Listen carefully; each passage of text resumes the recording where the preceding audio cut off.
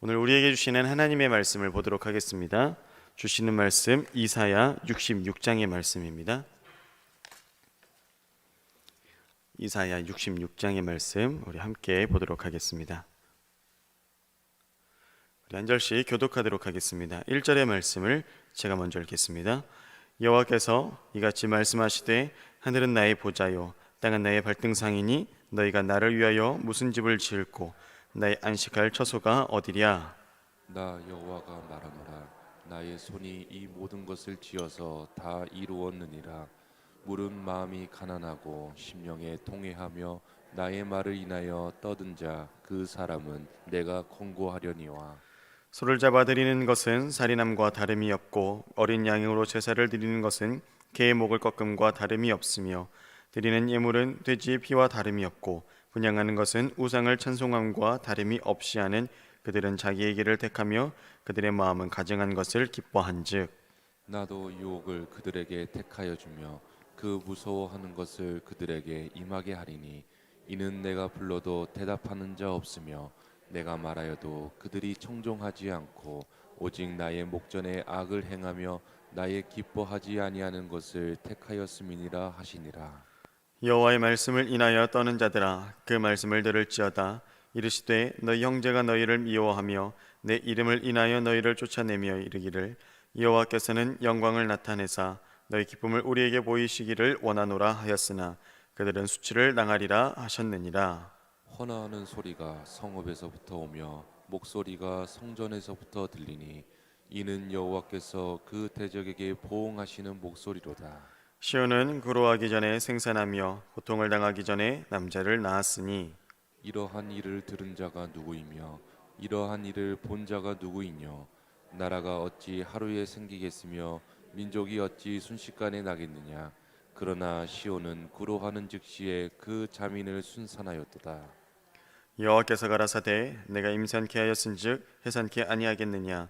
내 하나님이 가라사대 나는 해산케 하는 자인즉 어찌 태를 낳겠느냐 하시니라. 예루살렘을 사랑하는 자여 다 그와 함께 기뻐하라. 다 그와 함께 즐거워하라. 그를 위하여 슬퍼하는 자여 다 그의 기쁨을 인하여 그와 함께 기뻐하라. 너희가 젖을 빠는 것 같이 그 위로하는 품에서 만족하겠고 젖을 넉넉히 빤 것 같이 그 영광의 풍성함을 인하여 즐거워하리라. 여호와께서 이같이 말씀하시되 보라 내가 그에게 평강을 강같이 그에게 열방의 영광을 넘치는 시내같이 주리니 너희가 그 젖을 빨 것이며 너희가 옆에 안기며 그 무릎에서 놀 것이라. 어미가 자식을 위로함 같이 내가 너희를 위로할 것인즉 너희가 예루살렘에서 위로를 받으리니 너희가 이를 보고 마음이 기뻐서 너희 뼈가 연한 풀의 무성한 같으리라.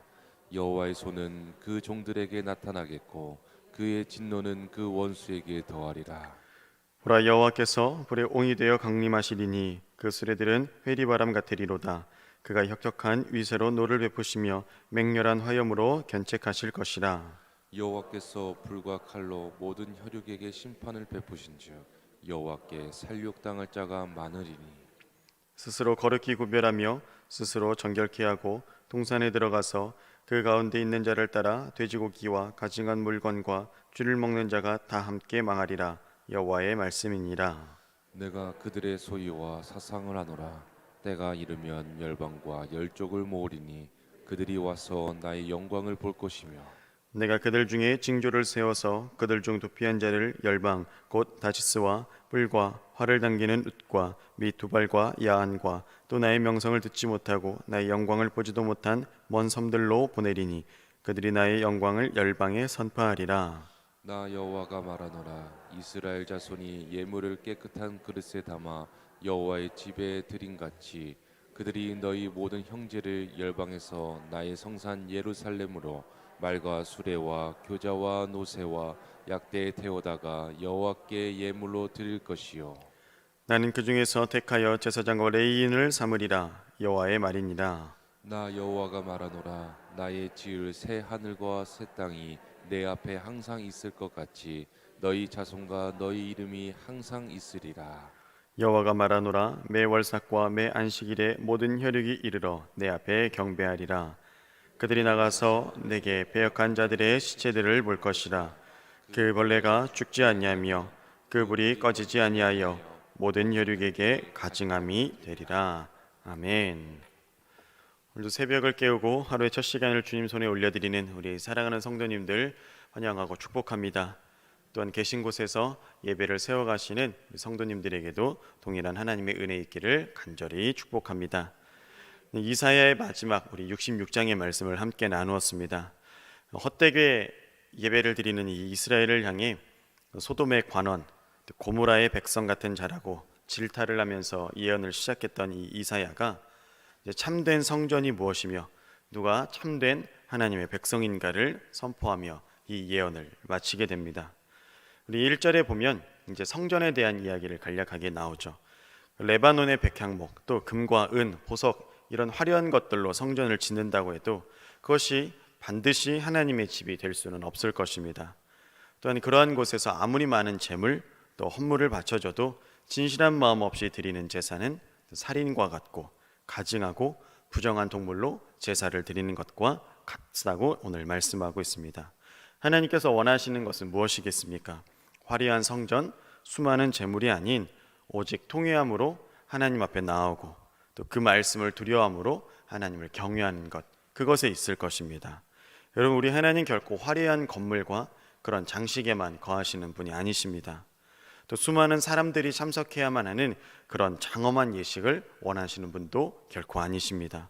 또 많은 헌물, 많은 재물을 기뻐하시는 분도 결코 아니십니다. 오직 하나님은 말씀을 두려워하고 또 악으로부터 떠나는 그런 신실한 그러한 자들을 자기 백성으로 삼으시는 이심을 우리가 믿고 나아가시길 바랍니다. 여러분, 현실에서는 어떻습니까? 형식적으로 예배를 드리죠. 자신을 의롭다고 여기는 그런 자들이 하나님의 이름으로 그 신실한 교회들, 성도들을 핍박하는 경우들을 우리가 볼 수 있습니다. 우리가 주의를 살펴보면 때론 불신자들에게 이런 믿음의 공격을 당하는 것이 아니라 오히려 믿는다라고 하는 자들, 성도라고 이야기하는 자들에게 믿음의 시험과 공격을 당할 때가 있습니다. 이런 식으로 공격을 하죠. 나도 교회 다닌다. 왜 너만 그렇게 유독 유난을 떠느냐? 이런 이야기 하시는 분들이 더러 있을 때가 있습니다. 그러나 여러분, 하나님 우리가 당하고 있는 어려움, 환난을 분명히 보고 계시는 분임을 기억하시기 바랍니다. 하나님 우리에게 옳고 그름을 보여주실 것이고 또 낙심하지 말고 믿음을 지키는 자에게 하나님이 언젠가 반드시 역전시키실 것이고 그 은혜에 따라 보응하실 하나님이실 믿고 살아가시길 축복합니다. 이사야는 시온, 즉 예루살렘을 임산부로 표현을 합니다. 그리고 그 안에 살아가는 사람들을 그 자녀들로 비유하고 있습니다. 예루살렘은 남자아이를 진통 없이 순산할 것이라고 이렇게 말합니다. 과거 히스기야 왕 때 예루살렘은 아수르의 침공에 의해서 이런 표현으로 적혀집니다. 아이를 낳으려 하나 해산할 힘도 없는 그런 곳으로 이렇게 예루살렘이 표현됩니다. 그러나 히스기야의 기도를 들으신 하나님께서 하룻밤 만에 아수르 군대를 전멸시키고 승리를 더하여 주셨습니다.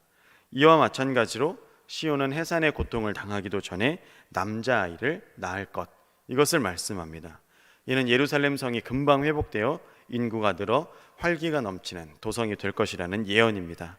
하나님 크신 능력으로 이러한 것들을 이루시겠노라 이렇게 분명히 약속하여 주셨습니다.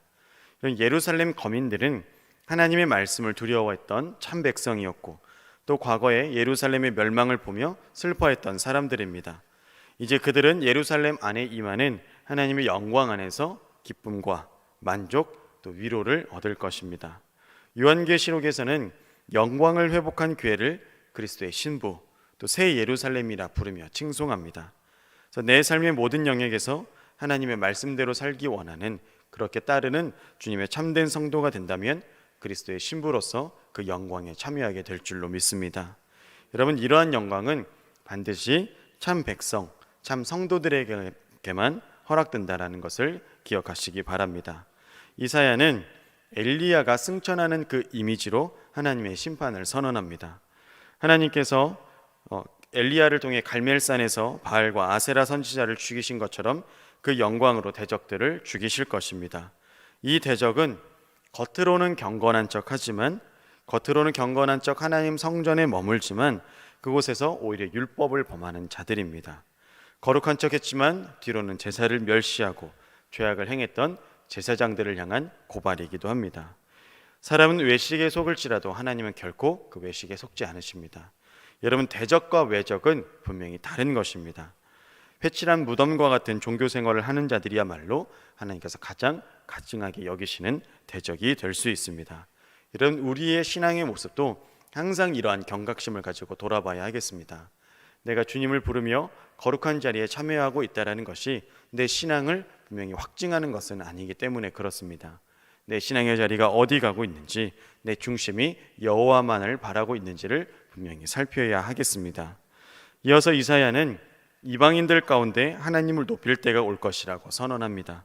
이스라엘 사람들이 더러운 이방인이라고 불렀던 그 자들이 하나님께 쓰임받아 영광을 올릴 때가 온다라는 것이죠.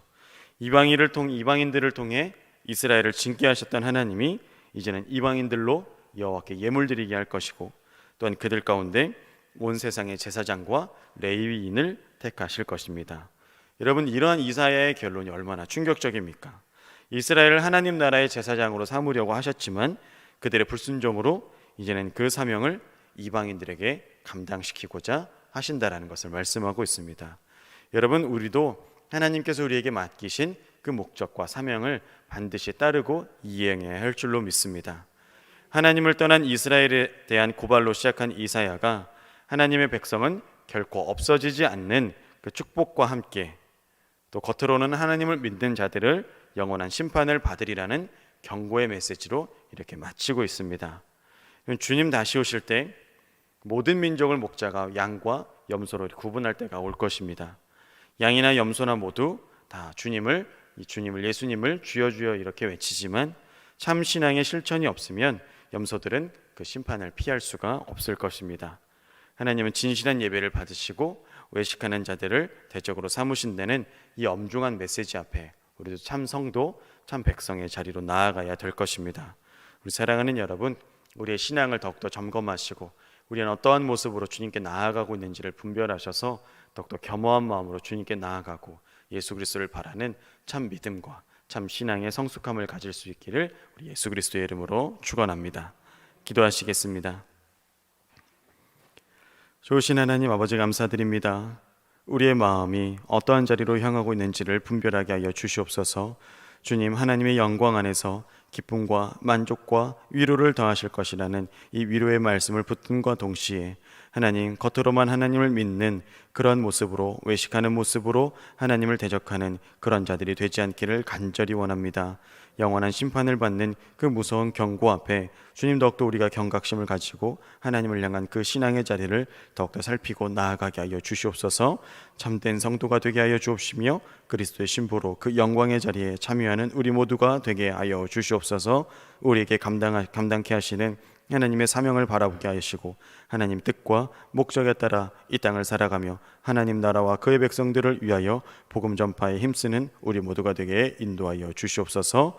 오늘도 말씀에 깨달음 주시니 감사드립니다. 우리 구주 예수님의 이름으로 기도드립니다. 아멘.